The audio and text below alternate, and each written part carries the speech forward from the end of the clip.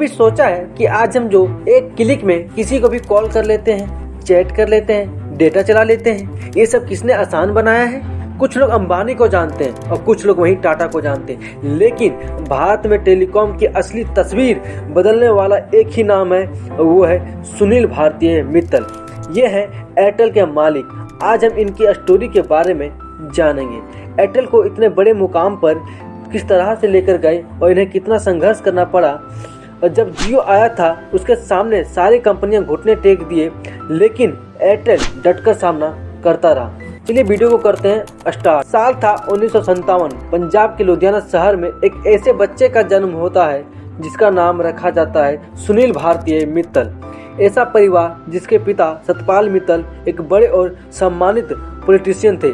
लोगों को लगता था कि इस बच्चे की जिंदगी तो आसान होगी, पैसा है, पावर है और पहचान है। लेकिन यह सच नहीं था, क्योंकि सुनील मित्तल ने बचपन से ही तय कर लिया था कि मैं नेता नहीं बनूंगा, मुझे बिजनेस करना है। यहीं से उनकी असली कहानी शुरुआत होती है। साल 1976 में पंजाब यूनिवर्सिटी से कॉलेज पूरा होते ही सुनील ने फैसला कर लिया उन्हें नौकरी नहीं करनी है। उनका सपना था खुद का बिजनेस, लेकिन बिजनेस शुरू करने के लिए चाहिए था कुछ पैसे, मार्केट की समझ और हिम्मत। पैसे उनके पास नहीं थे, इसीलिए पिता से 20,000 उधार लिए और शुरू किया अपना पहला बिजनेस, साइकिल के स्पेयर पार्ट्स बेचने का छोटा सा काम।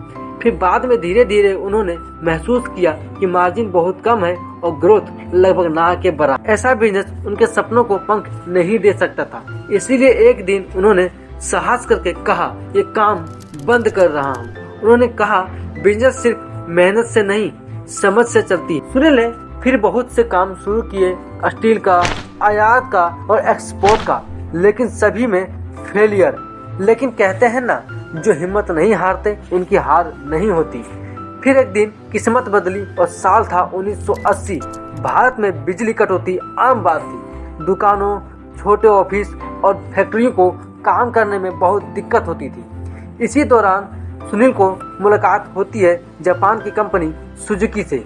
उन्होंने सोचा कि क्यों न जापान के पोर्टेबल जनरेटर भारत में लाए जाएं। उन्होंने तुरंत पार्टनरशिप की और जनरेटर इंपोर्ट करने लगे। शुरू में वह गलत कस्टमर को बेच रहे थे, जैसे स्ट्रीट वेंडर को, लेकिन सुनील की यही खासियत थी कि वह मार्केट को बहुत जल्द ही समझ लेते थे और कुछ ही हफ्तों में उन्होंने अपनी स्ट्रेटजी बदल दी और वह छोटे से ऑफिस, दुकान और वर्कशॉप मालिक को जनरेटर बेचने लगे। जनरेटर की डिमांड बढ़ने लगी, बिजनेस चमकने लगा। सुनील को पहली बार लगा, हाँ मैं कर सकता हूँ। लेकिन कहते हैं ना, कभी खुशी कभी गम। ये बात इसलिए बोल रहा हूँ कि सुनील का बिजनेस अच्छा चल ही रहा था, तभी एक दिन सरकार ने नया नियम लागू किया। बड़ी विदेशी कंपनियां भारत में जनरेटर असेंबल नहीं कर सकती। यह नियम विदेशी मुद्रा को बचाने के लिए था, लेकिन इसका सबसे ज्यादा नुकसान सुनील मित्तल को हुआ और एक ही रात में उनका पूरा बिजनेस बंद हो गया। कई लोग होते तो वे यहीं पर टूट जाते, लेकिन उन्होंने हिम्मत नहीं हारी और वे कई महीनों तक बेरोजगार भी रहे। फिर उन्होंने फैसला लिया कि नई चीजें सीखने ताइवान चलते हैं। ताइवान में उन्होंने देखा कि यहाँ पर हर जगह लोग पुश बटन टेलीफोन यूज कर रहे थे, जबकि भारत में अभी भी रोटरी फोन ही यूज करते थे। यहाँ रोटरी फोन में नंबर घुमाने में 10 से 12 सेकंड लग जाते थे, अक्सर खराब हो जाता था और स्पीड डायल जैसी कोई सुविधा नहीं थी। जबकि पुश बटन में सिर्फ 2 से 3 सेकंड। और पुश बटन की सबसे खासियत थी कि नंबर गलत डायल होने पर पूरे नंबर को कट नहीं करना पड़ता था। यहीं पर सुनील सोचते हैं, अगर मैं यह टेलीकॉम भारत में ले जाऊं तो टेलीकॉम इंडस्ट्री बदल जाएगी। तभी 1984 में ताइवान की कंपनी किंगडेल के साथ हाथ मिलाकर सुनील मित्तल ने भारत में पुश बटन फोन इंपोर्ट करने लगे और असेंबल करने लगे। कुछ ही महीनों में इन फोन की मांग बढ़ने लगी और लोग रोटरी फोन को भूलने लगे। भारत मॉडर्न टेलीकॉम की तरफ बढ़ ही रहा था। जब फोन की डिमांड बढ़ गई तो सुनील बोले, दूसरे देश पर निर्भर रहना ठीक नहीं है। फिर उन्होंने अपनी कंपनी बनाई, BTL भारतीय टेलीकॉम लिमिटेड, और जर्मनी की साइमेंस के साथ मिलकर इंडिया का पहला पुश बटन फोन मैन्युफैक्चर करना शुरू किया।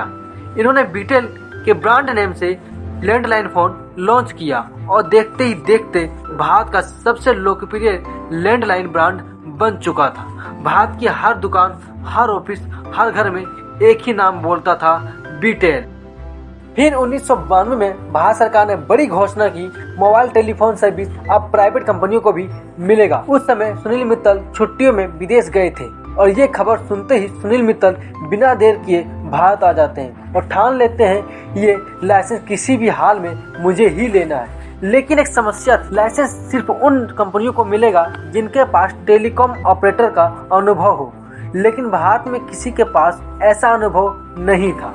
और यहीं पर सुनील मित्तल अपना दिमाग लगाते हैं और वो फ्रांस की विवेंडी टेलीकॉम कंपनी से पार्टनरशिप कर लेते हैं। पार्टनरशिप करने से सुनील मित्तल को टेलीकॉम ऑपरेटर का अंतर्राष्ट्रीय अनुभव भी मिल जाता है, तकनीकी सपोर्ट और सरकार के द्वारा मांगे गए सभी शर्त पूरा हो जाता है और इस कारण से सुनील मित्तल को मोबाइल सर्विस का लाइसेंस मिल गया। 1995 में BCL भारतीय सेकुलर लिमिटेड स्थापित हुई और 1997 में लॉन्च हुआ एयरटेल। लेकिन एयरटेल को लॉन्च करने के लिए चाहिए थे पैसे, लेकिन आज की तरह स्टार्टअप कल्चर नहीं था।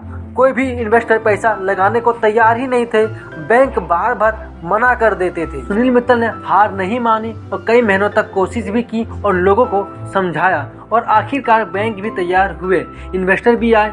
फिर इन्होंने इरेक्सन और नोकिया के साथ मिलकर टावर लगाए, नेटवर्क इंफ्रास्ट्रक्चर सेटअप किया और 1997 में एयरटेल को लॉन्च कर दिया। फिर 2000 के बाद एयरटेल ने तूफानी स्पीड के साथ विस्तार किया। आंध्र प्रदेश में जेटी मोबाइल खरीदी, चेन्नई की स्काईकोल खरीदी और ऑल इंडिया नेटवर्क तैयार कर दिया। धीरे धीरे एयरटेल भारत के सबसे विश्वसनीय ब्रांड बन गया।